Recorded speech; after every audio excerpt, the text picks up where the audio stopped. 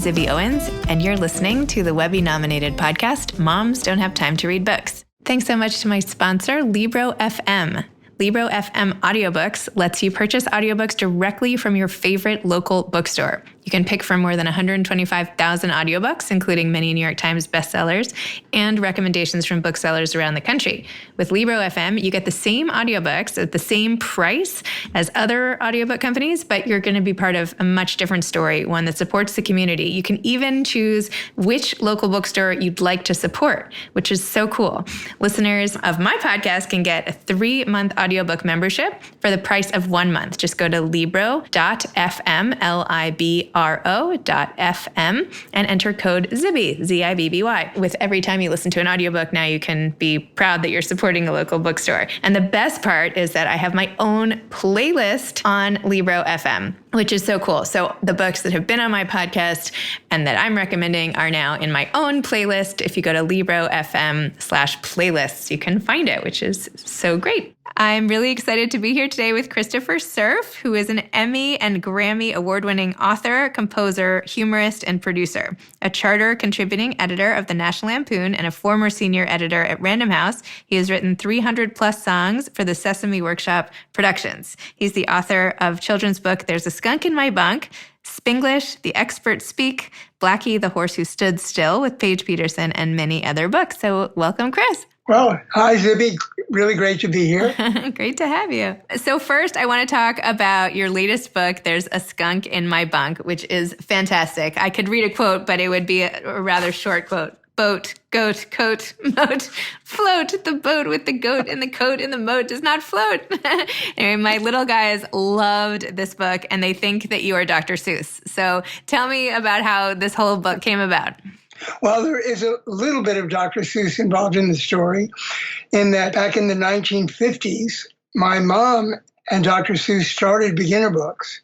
It was based on the fact that Dr. Seuss had already written The Cat in the Hat, which he wrote because John Hersey, the novelist, wrote a piece in Life magazine suggesting that American kids weren't learning to read because their primers were so boring. Someone like Dr. Seuss should be writing them using the same word lists that the people who wrote Dick and Jane books were using. And Ted Geisel, Dr. Seuss, said, okay, I'll do that. He wrote it, The Cat in the Hat, as a result, using only about 300 different words, and was a gigantic hit right away. Obviously, the public felt books like this would be needed, and besides, it was a great book. But Ted didn't plan to do any more. But my mom had the idea, why don't we do a whole series of these? Ted, you could do some more, and we'll get some other writers that you and I pick to do it. And they started beginner books. Ted then wrote another book. My dad, who co-founded Random House, who published all these things, my dad bet Ted that he couldn't do a book with just 50 different words. And Ted took the bet and wrote Green Eggs and Ham, which was the next beginner books. Ted always claimed my dad never paid off the bet. He sold tens of millions of copies, so that would be pretty silly. But in any case, beginner books were a great hit and have been going ever since. But over the years, they got away a little bit from the original formula of how Ted said the pages should be laid out so kids should understand them, and the word lists and all that. And Random House got in touch with me a couple of years ago and said, Chris, you've been writing all these Sesame Street songs. You worked at beginner books with your mom at the beginning, which I did. Do you think you could write a book in the old beginner book style using the original rules? And I said, I sure would love to try. That would be bringing things full circle. And I tried, and I wrote a skunk in my bunk, and they liked it. And it was just published a couple of months ago. So it happened. Oh, that's so exciting. That's such a great story. Oh my gosh. Like over all those years and coming back to where it all began. That's great. Do you have more of these coming? Well, I hope so. Not yet, but I'm planning to do another one. They would like that. Good. Because it was off to a really good start. My kids would also like that. So, you have a little fan club in the house. Well, I'm thrilled to hear that. So you've been very focused on childhood literacy, I feel like, throughout your career with all the work you've done on Sesame Street, the show that you did Between the Lions, which I want to hear more about. Somehow I must have been in the wrong age when you were doing the show, but tell me a little more about Between the Lions, the literary show that you did. Okay, well, Between the Lions was a show on PBS that our own company, Serious Thinking, produced in collaboration with WGBH up in Boston, a great public station there. And it was on the air for 11 years, so it was a great run. And it was very much in the format of Sesame Street, in that we used a wraparound story and lots of little segments that were designed by teachers and writers together to help kids learn to read. And the show was set in a library that was run by the Lions that ordinarily only stand outside, but our library was actually run by lions. And the pun, of course, Between the Lions has to do with reading. My dad always said that great projects always start with terrible puns, and that's a really terrible pun. I love that. Great projects start with terrible puns. A lot of the original Muppet performers working on it, and a lot of writers from Sesame, tremendous educators from Harvard Ed School and other places, from Brown, really top people. And we had a great run. So, and I think we taught some kids to read. The research shows that it was very helpful. And now we have a new project to take that show and take the best segments from it and actually put them into classrooms as part of the first grade reading curriculum. So, oh, wow. That's great. Johns Hopkins University on that. So doing a lot to help kids learn to read even now. What about putting them all on Netflix or something? Are they on Netflix or? We'd love to do that, and I hope we will get there. Okay. I have faith. I bet you'll find a way. We're talking to WGBH about that. Oh, good. There's a lot of clearances of performance rights and things that need to happen, but I think it's going to happen. Okay. Excellent. And I'll let you know when it does. Yeah, Maybe please do. For sure. What was it like for you contributing so much to these amazing shows like Sesame Street Songs, Electric Company, all of these classics? I mean, from when I was little, how did you come up with all these song ideas? And what's it like writing a song versus writing a book? I haven't tried to write a song, really. I don't know how to answer that exactly. It's fun. I love doing it. I love the idea that I can do things that are fun and funny and that help kids and that parents might like to and that I might like to. And we get to work with incredible performers. The Muppets are amazing. And of course, the music people are amazing too. We've had a lot of celebrities in addition over the years, so I've gotten to work with some of the people I idolize, singing my songs to help kids learn to read. You can't ask for much more than that. In answer to your question about how you go about it, both Sesame Street and Between the Lions had a curriculum that was drawn up by, as I mentioned earlier, top educators. And there are learning goals in that curriculum. It might be that kids should know the difference between the letter B and the letter D because they look alike, or they should know that EA sounds like E or whatever. And you just take something off that list, or they assign you one, and you write a song about it. It's actually easier for me to write a song with an assignment like that than just to sit down with a blank piece of paper or a computer screen and write anything. I don't know where to start then. Yeah, assignments are always really good. I like assignments. Exactly. So it's so funny because I feel like there is this huge backlash against screens, right? Too much screen time, limiting screens, blah, blah, blah. But Sesame Street and all these shows and the kind of work that you did, you're literally helping kids learn to read through screens. So how do you feel about this backlash? It's sort of not fair. It should be more parsed out, right? What do you think? Obviously, there's such a thing as too much screen time. There's also too much violence and a lot of stuff. Some things are great and some things are terrible. But that's true of books as well. It's true of comic books. When I was a kid, everyone thought comic books were terrible. Now teachers are actually recommending them because kids are reading when they read them. So it's really a question of quality and time limits. If kids watch TV or play video games every single minute, they get no exercise, they make no friends. They're not socialized, they're not learning how to get through the world. So there's obviously too much of a good thing.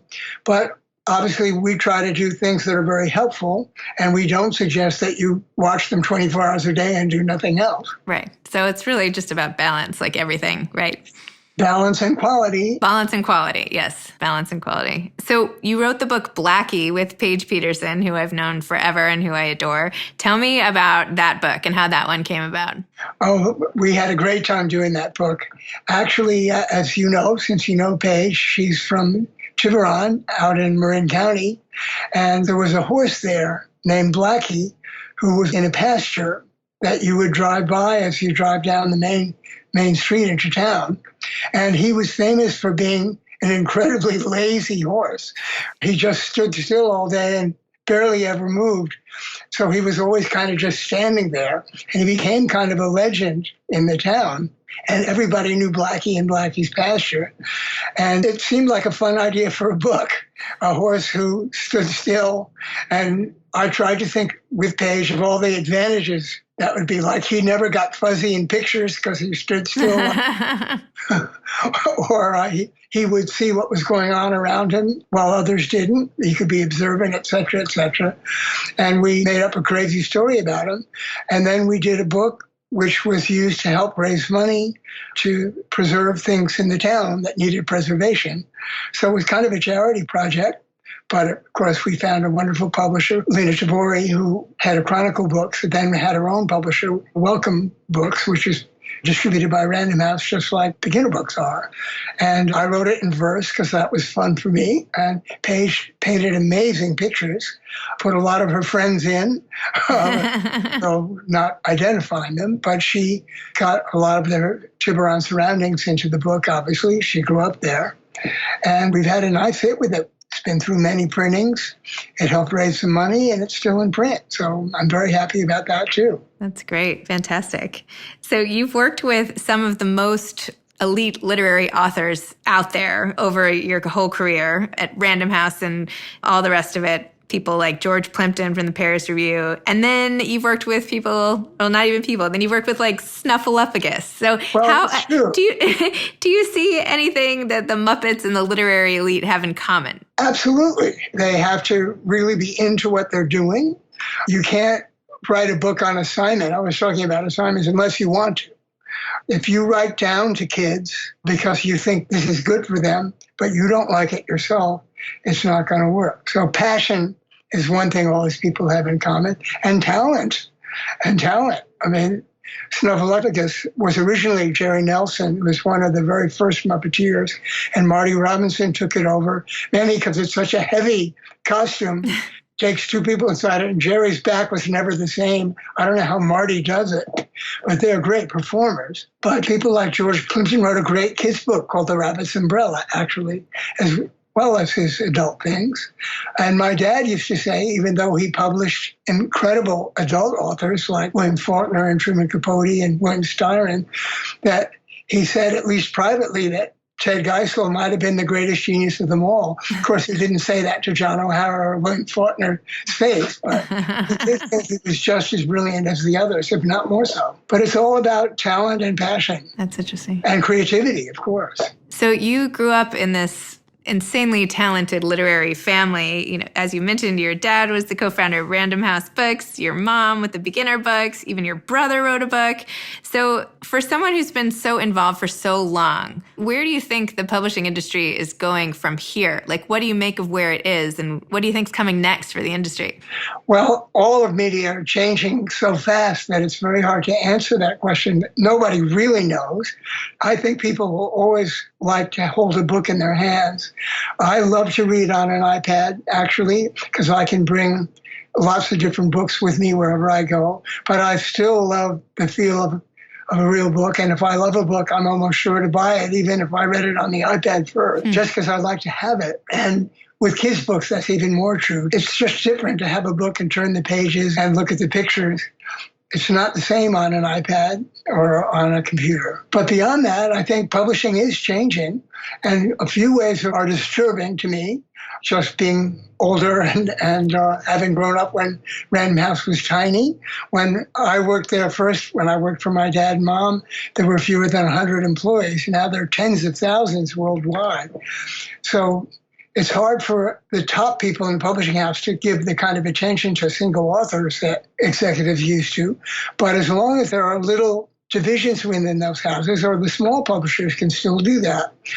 I think one of the problems, though, is that now that publishing has become such big business, the bottom line is more important. It always was important, but not book by book.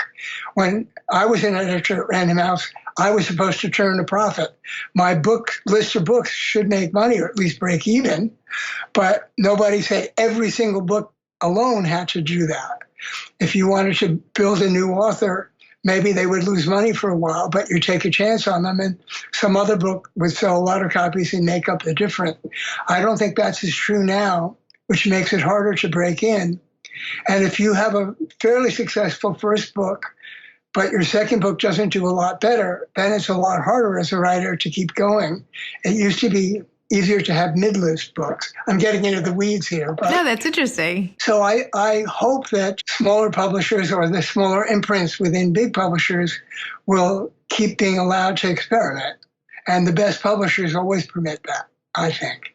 And the best publishers still do permit that. That's excellent. So what do you have coming next? You might do another Skunk in My Bunk beginner book type book. What else do you have cooking over there? Well, as I mentioned earlier, our big project now in our company is adopting Between the Lines for classroom use, which I think can be incredibly important. A lot of shows like Sesame is another example. There are decades worth of incredible video that has the highest education standards and that kids love that are just sitting on shelves, you know. And imagine if we could use those at just the right time in the classroom. It can't just be any time, but if you were learning the letter B and we could play the letter B song I wrote for Sesame Street at exactly that moment in the classroom, it might really help. Or if a kid were having trouble with that and the computer noticed that from a game the child was playing and then played just the right video or gave them the right game thing to help them learn that, that could be great. So that's the kind of thing I'm really working on in my day job. Still lots of fun. And I'm still writing songs and working on all kinds of other education projects. That's amazing. Try to do a funny book once in a while for grown-ups, too. And what do you think people can do to help children's literacy if they can't, write songs for Sesame Street and other amazing things like you? Like, what if I just want to get involved and help with that effort? What do you think? What should I do? I think a few things. Well, one thing is read aloud to kids. That's been shown over and over again to be what fosters a love of books and reading. And without that love of reading, it's going to be a chore for kids and they'll never really get into it. And if they don't learn to read, how are they going to learn everything else? So that's one thing every parent should do and every caregiver should do. Another thing is make sure that books are available to children. I'm on the board of an incredible organization called First Book, which allows kids who are less affluent to get either free books or books in their classroom, and that they can be purchased at very much lower prices than normal by schools and things. And you could give to them, or to Reading is Fundamental is another great organization. So that's another way to help. But I think making sure that there are books in kids' environment is the most important thing you can do, and getting them to love reading. And do you have any advice for aspiring authors out there? Yeah, keep writing and realize that it isn't easy, that some people think kids' books are much easier to write than grown-up books, and they may be easier in theory, but writing a good one still takes a lot of care and work and inspiration. And unless you're just an absolute natural genius, you have to be prepared to work at it, to take advice, to be rejected. Don't give up. And make sure you enjoy it. If it's drudgery for you, you're never going to, I think, really stick with it long enough to make it work. And I love the stuff I write. I think all of us at Sesame Street, over 50 years now, it's the 50th anniversary of the show, believe it or not, all of us have had an amazingly good time doing it. And I think that's why people like the show. It shows that everybody's having a great time. They think it's funny. The actors love the characters they play. The puppeteers are brilliant. We love writing and seeing what those puppeteers will do with our material. On every level, it's just enjoying it is key to success, I think. I love that. Well, thank you so much for sharing all of your hard-earned wisdom with listeners of Hard-earned, but lots of fun. Kids do have time to read books, and moms don't have time to read books. Thanks so much. Thank you, Zibby.